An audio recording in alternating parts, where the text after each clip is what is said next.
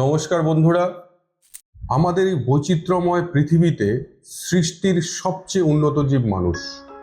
মানুষ তার মস্তিষ্ককে কাজে লাগিয়ে বুদ্ধিমত্তার প্রয়োগ করে উন্নত সভ্যতাকে গড়ে তুলে নিজেই স্রষ্টা হয়ে উঠেছে।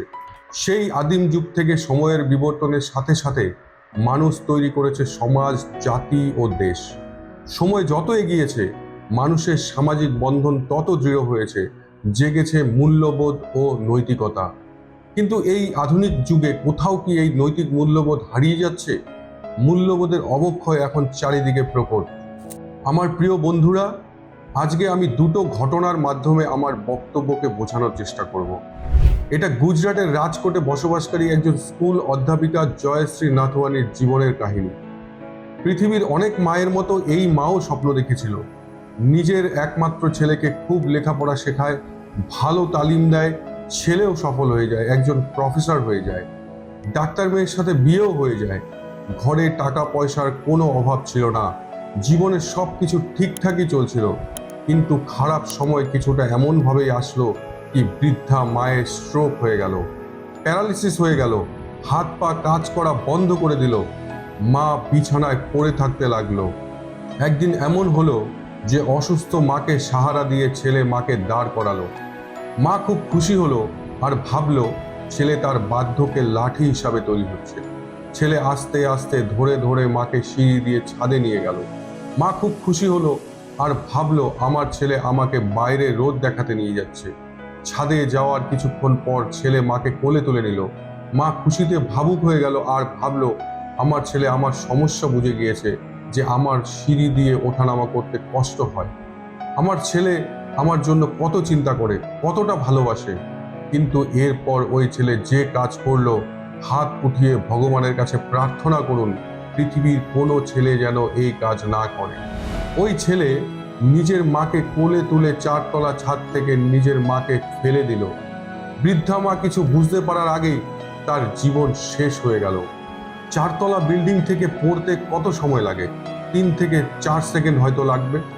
লোকেদের মনে হয়েছে মা ছাদ থেকে হয়তো পড়ে গিয়েছে, কিন্তু 3 মাস পর পুলিশি তদন্ত আর সিসিটিভি ফুটেজ থেকে এটা প্রমাণ হলো যে মা ছাদ থেকে পড়ে নয়, ছেলে মাকে হত্যা করেছে।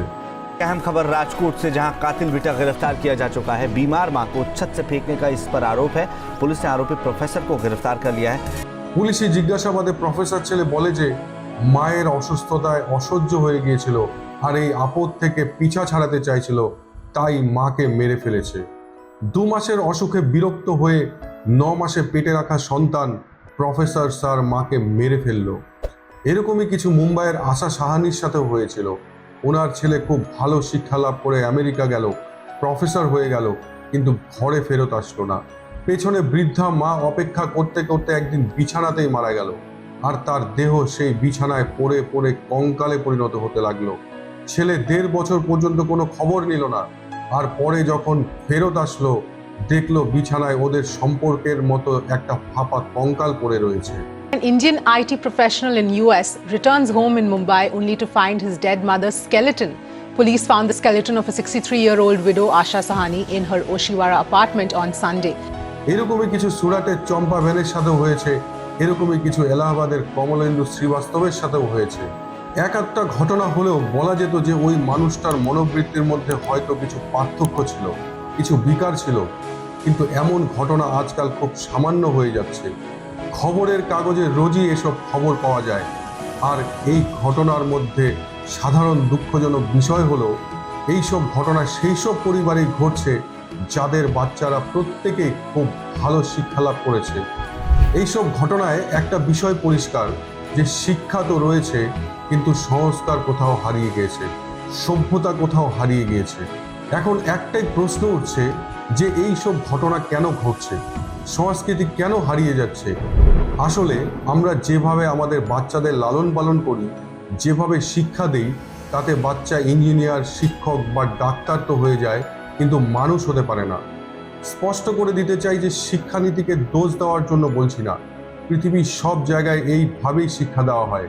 আধুনিক শিক্ষা ব্যবস্থায় শিক্ষার সাথে সংস্কারের সোজাসুজি কোনো লেনদেন নেই, সম্পর্কও নেই। সংস্কার দেওয়ার কাজ সমাজ করে, পরিবার করে, মা বাবা করে। আর যদি সংস্কার কোথাও হারিয়ে যাচ্ছে তো এর দায়িত্ব তাদেরই। বাচ্চা সংস্কার কোথা থেকে শিখবে? ঘর থেকেই তো শেখে। আর প্রথম কথা হলো, বাচ্চাদের ঘরে রাখাই হয় না, আর যদি রেখে দেওয়াও হয় তাহলে স্কুল আর ঘরের মধ্যে বিশেষ কোনো পার্থক্য থাকে না। আমরা সবাই জানি সংস্কার শেখানোর বয়সে মা বাবা বাচ্চাদের প্রতিযোগিতা শেখায়। একটা রোবটের মতো, মেশিনের মতো বাচ্চাদের প্রোগ্রাম করতে থাকে, আর 20-25 বছর পরে ওই মেশিনের মধ্যে সম্পর্ক, ভালোবাসা, সংবেদনা, সম্মান আর সংস্কার খুঁজতে শুরু করে, আর যখন পায় না তখন চিন্তিত হয়ে পড়ে। তারে জমিন পর সিনেমার সেই দৃশ্যটাকে মনে করুন, যেখানে মা বাবা বাচ্চাকে বোর্ডিংয়ে রেখে যাচ্ছেন আর বাচ্চা মায়ের আঁচল ধরে কান্না করছে আর বলছে, ভিড় মে ইউ না ছোড়ো মুঝে, ঘর লौट के फिर आना पाऊं माँ, क्या इतना बुरा हूं मैं माँ, क्या इतना बुरा है मेरी माँ।